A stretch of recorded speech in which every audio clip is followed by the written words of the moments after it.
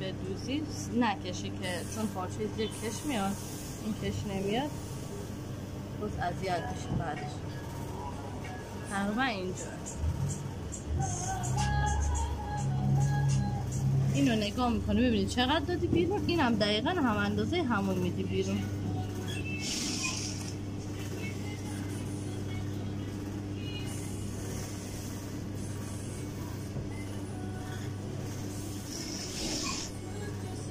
یه بسته میزنی دیگه مرتبش میکنی تا اینجا که یکی بازم چک میکنی کم و زیاد نداشته باشه.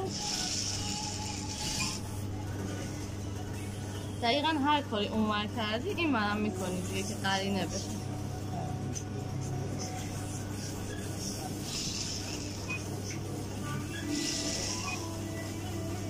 یه کم کم من آوردم بالا دیگه که لب به لب بشه کارم.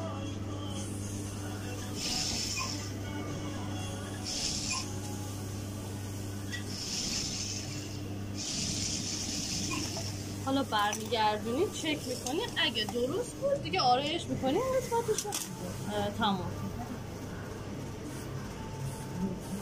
اینجاش نیاز نداره خالی کنی تو خودش وامیسته، نگاه کن مرتب وامیسته این تو بشه.